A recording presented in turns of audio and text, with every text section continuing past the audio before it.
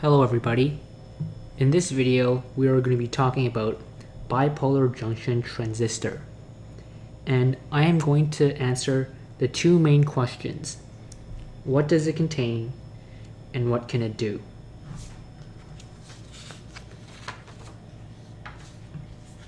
Let's start off, what does it contain?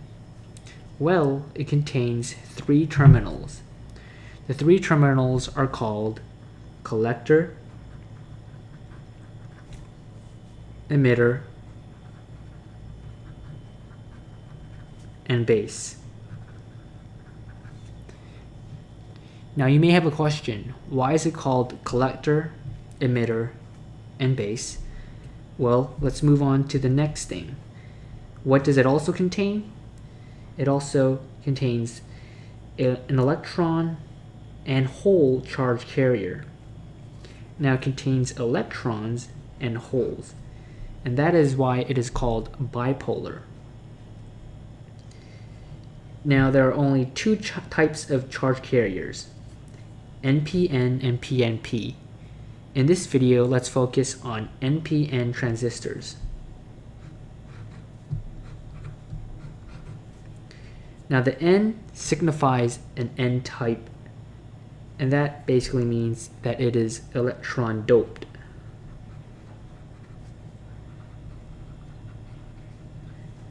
And for P-type, it is a hole. Now this NPN can be represented as a bipolar junction transistor because of the way that the NPN relates to the three terminals, as I've said before, the collector, the emitter, and the base. The collector and the base would represent the electron charge carriers in this NPN transistor. So we have this emitter, and then we have this as the collector. And we also have the base here, connected to the whole charge carrier. Now how this works is that the emitter would basically send electrons to this N charge carrier. So electrons would go here, and that signifies the name emitter because it's sending, and the collector is collecting the electrons. And because the electrons are going this way, the current will travel the opposite direction. Now, in order for this to happen, the voltage here between the base and the emitter has to be equal to the potential barrier. And this potential barrier will be really important when we are discussing on the second question, what can it do? So what does a bipolar junction transistor can do? First things first, it can act as a switch. So we have two circuits here, and I'm going to explain how the circuit would behave when the switch is on and off. So when the switch is on, or we should say the BJT is on, the current will be greater than 0, and the current will travel around the circuit. So we'll travel around the circuit, starting from the battery, then to the resistor, and then down to the BJT. And the current will continue on flowing. When the switch is off, then there is no current at all. The BJT is simply open, and that when it's open, the current is 0. So the current is 0. Now, the question is, how will this happen? How can we have the BJT on and off? Well, let's focus on the circuit itself, well, the transistor itself. So here we have a situation of the BJT where the current is equal to 0. Now, as I've mentioned before about the potential barrier,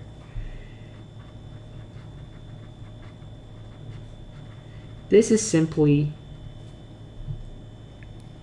the barrier in which it dictates whether the BJT will be on and off, depending on the voltage between the base and the emitter.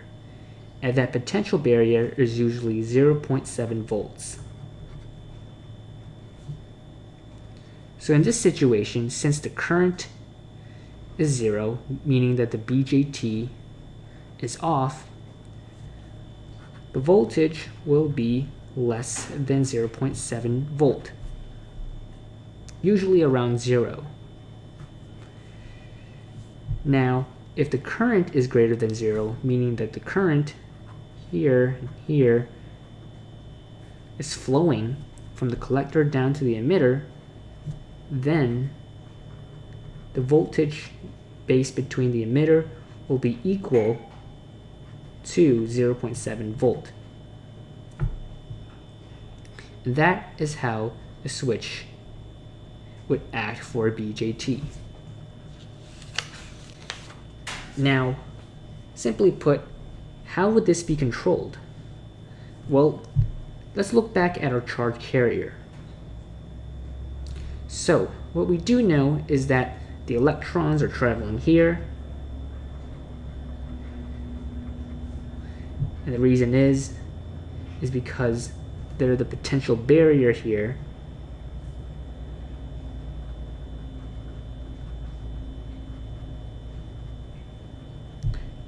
VBE is equal to 0.7 volts. And when the electrons are traveling clockwise like this, there will be a current, collector current, and the emitter current flowing down. Now, how would this voltage be 0.7 volts? Well, in order for this to happen, the base would also have circuit elements.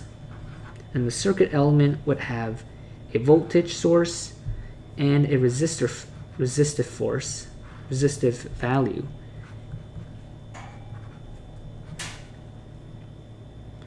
And there would be a current that is flowing into the whole charge carrier, and we can name that the base current. And with that base current, and with a resistor and a voltage, the voltage here would then be have to be greater than the voltage here on the emitter. Now let's move on to the second part. What can it also do? So let's look at our charge carrier again, NPN. What can it also do is that it can also amplify the current. Given the input current here in the collector, IC, and the emitter current, IE, and given the base current here,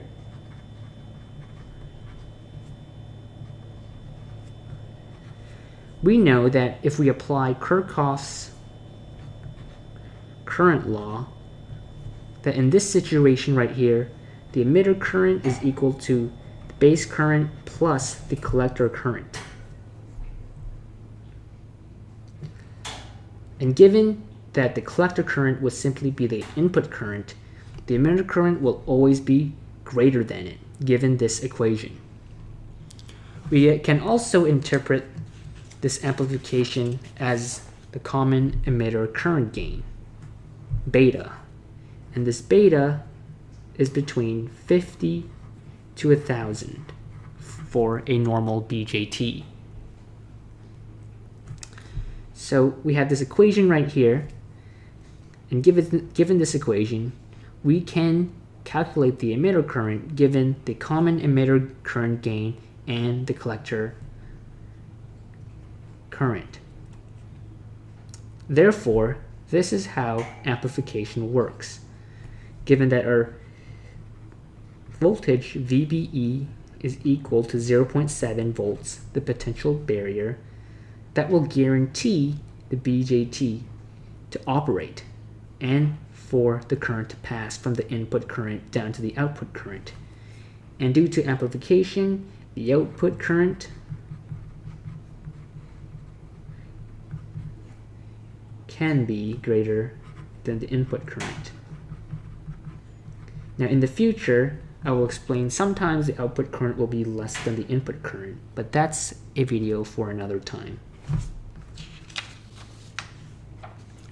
So I hope you guys learned from this video about the simple concept of bipolar junction transistor. First question, what does it contain? 3 terminals, the collector, the emitter, the base. It also contains electron hole charge carriers since it is called bipolar. What can it do? It acts as a switch and also it amplifies current. I hope you guys enjoyed this video and I will see you next time.